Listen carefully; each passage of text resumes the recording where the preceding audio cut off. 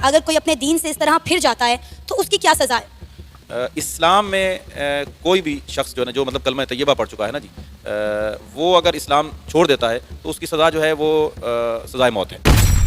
اسلام تو اس کے بارے میں یہی کہتا ہے کہ جو ہماری ریاست ہے، جو اسلام سے مڑ جائے گا، اسلام سے چلا جائے گا، اسے مرتد کہتے ہیں، اور مرتد کی جو سزا ہے وہ واجب القتل ہے۔ تم نے تو عشق میں آ کر مذہب چینج کیا ہے، لیکن ان بچوں کا کیا قصور ہے؟ ان کو تو جبری طور پر جو ہے وہ ہندو دھرم جو ہے اس کے اوپر مجبور کیا گیا ہوگا۔ اب وہ چونکہ اسلام کو چھوڑ چکی ہے، دوسرا مذہب اختیار کر چکی ہے، تو ان کا نکاح تو فاسد ہو گیا ہے۔ اب وہ اس شوہر کے نکاح کے اندر نہیں رہی، کسی کا شوہر گم جائے اور اس کا پتہ نہ چل رہا ہو کہ وہ زندہ ہے یا نہیں ہے، تو اس صورت میں بھی 100 سال تک عورت جو ہے وہ انتظار کرے گی۔ اخلاقیات میں تو یہی ہے کہ انڈیا جو ہے اس خاتون کو واپس پاکستان ڈیپورٹ کرے، اور پاکستانی حکومت کو چاہیے کہ وہ بھی تقاضا کریں، اور خصوصاً ہمارا مطالبہ یہ ہوگا کہ وہ جو بچے ہیں انہوں نے ہندو دھرم جو ہے وہ قبول نہیں کیا، اس خاتون نے کیا ہے، تو ان کا جو ہے پاکستان جو ہے پاکستانی حکومت اور انڈین حکومت جو ہے وہ کردار کو اپنا لیا اور ہندو رسومات کے تحت سچن نامی ایک نوئیڈا کے لڑکے سے شادی بھی کر ڈالی ہے۔ اس سارے معاملے کو پاکستان کے عالم دین کیسے دیکھتے ہیں، اسی پر آج ہم بات کرنے کے لیے محمد عاصم مخدوم کے ساتھ موجود ہیں، جو کہ ایک عالم دین ہیں۔ وہ اس سارے واقعے کو کس نظر سے دیکھتے ہیں، آئیے انہیں سے جانتے ہیں۔ السلام علیکم۔ وعلیکم السلام ورحمۃ اللہ وبرکاتہ۔ سر کیسے ہیں آپ؟ جی میں بالکل ٹھیک ہوں، اللہ کا کرم ہے، اللہ کا احسان۔ سر آپ تک یہ خبر پہنچی ہوگی کہ کس طرح پب جی کھیلتے ہوئے خاتون جو ہے وہ بھارت چلی گئی، اپنے 4 بچوں کو بھی ساتھ لے گئی، اور سب سے بڑی بات اس نے وہاں جا کر اپنا مذہب ہی تبدیل کر لیا ہے، ہندو دھرم کو اپنا لیا ہے۔ آپ اس سارے واقعے کو ایز اے عالم دین کیسے دیکھتے ہیں؟ بسم اللہ الرحمن الرحیم۔ انتہائی افسوسناک اور شرمناک بات ہے کہ ہم نے اپنے بچوں کو مذہب کی تعلیمات سے دور کر دیا ہے، جس کی وجہ سے آئے روز، یہ کوئی پہلا واقعہ نہیں ہے، اس طرح کے واقعات یہ پب جی کی وجہ سے ہم نے دیکھا ہے کہ معصوم بچوں نے، چھوٹی ایج کے بچوں نے، جنہیں ابھی زندگی کا شعور ہی نہیں ہے، ابھی انہوں نے زندگی کے جانا ہی نہیں ہے کہ زندگی ہوتی کیا ہے، اس سے پہلے ہی انہوں نے یا تو اپنی جان گنوا دی ہے یا پھر انہوں نے اپنے والدین کا قتل کیا ہے۔ یہ افسوسناک خبریں ہمیں آئے روز جو ہے وہ ملتی رہتی ہیں۔ یہ دین سے دوری کا سبب ہے، اور ہمارے پاس دین کا علم نہیں ہے۔ اور ایک شرمناک بات یہ بھی ہے کہ ہمارے مسالک میں کچھ طلاق کے اور نکاح کے معاملے میں اختلافات ہیں۔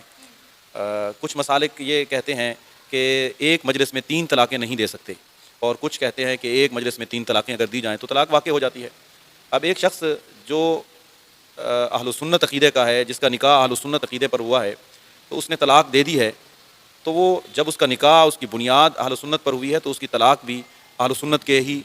قواعد کے مطابق دیکھی جائے گی۔ لیکن وہ ڈھونڈتے پھرتے ہیں مسجدوں میں کبھی کسی عالم کے پاس کہ ان کو ان کی مرضی کا فتویٰ مل جائے، ان کو ان کے مرضی کا مسئلہ مل جائے، تو اس کا مطلب یہ ہوا کہ وہ دین نہیں پرکھنا چاہتے بلکہ اپنی مرضی کے مسائل اس میں سے نکالنا چاہتے ہیں۔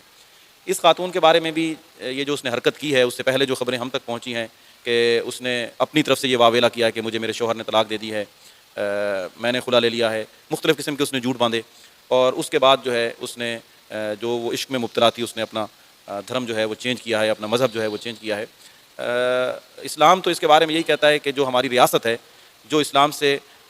مڑ جائے گا، اسلام سے چلا جائے گا، اسے مرتد کہتے ہیں، اور مرتد کی جو سزا ہے وہ واجب القتل ہے، اور اسے ہم نے قتل نہیں کرنا، اسے ریاست نے، جیسے کوئی شخص قتل کرتا ہے تو اس کے قتل کے بدلے میں اسے قتل کیا جائے گا، پھانسی دی جائے گی۔ تو اسی طریقے سے جب کوئی شخص اسلام سے اسلامی ریاست میں پھر جاتا ہے، یہ اسلامی جمہوریہ پاکستان ہے، اگر کوئی مرتد ہو جاتا ہے تو اسے پھانسی دی جائے گی، اسے سزائے موت دی جائے گی، لیکن وہ ریاست جو ہے اس کا فیصلہ سنے گی اور اس سے پوچھے گی کہ کس بنیاد پر تم جو ہے وہ مرتد ہوئے ہو۔ ایسا نہیں ہے کہ کوئی شخص جو ہے وہ مرتد ہو جائے اور فوراً جو ہے اسے قتل کر دیا جائے، بلکہ اسے چھوٹ دی جائے گی، اس سے پوچھا جائے گا اور وہ اپنے دلائل دے گا یا دے گی، تو اس کے بعد اسے اور مہلت دی جائے گی کہ آپ پھر سوچیں اس بارے میں، پھر دوسری مرتبہ، پھر تیسری مرتبہ بھی اسے مہلت دی جائے گی۔ تو 3 مرتبہ مہلت کے بعد بھی اگر وہ اسلام پر واپس نہیں آتا اور کسی بھی دوسرے مذہب پر جاتا ہے تو ریاست اسے سزا دے گی۔ سر وہ تو کسی صورت بھی واپس آنے کو تیار نہیں ہے، ان کے جو شوہر سعودیہ میں بیٹھے ہوئے ہیں، جو کہ روزگار کی غرض سے سعودیہ گئے تھے، اور وہ یہی کہہ رہے ہیں کہ یہ میرے نکاح میں ہے اور میں اس کو ہر مہینے گھر کے اخراجات کے لیے اور جیب خرچ جو ہے وہ بھیجتا تھا، اس کے علاوہ بھی جو روزمرہ کے وسائل ہیں اس کے لیے اس کو پیسے بھیجتا تھا۔ لیکن خاتون نے اس پر بھی کئی رائے کا اظہار کیا۔ پہلے اس نے کہا کہ جب میاں بیوی بہت عرصہ ساتھ میں نہیں رہتے تو طلاق ہو جاتی ہے، پھر اس نے کہا کہ میرا شوہر مجھے فون پہ طلاق دے چکا ہے، پھر اس نے ایک اور بیان دیا کہ میں خود بھی ان سے خلا لے چکی ہوں، یعنی کہ ان کی ایک کوئی اسٹیٹمنٹ نہیں تھی۔ تو میں آپ سے بیسیکلی یہ جاننا چاہ رہی ہوں کہ اب آپ وہ بھی واپس نہیں آنا چاہ رہی، وہ تو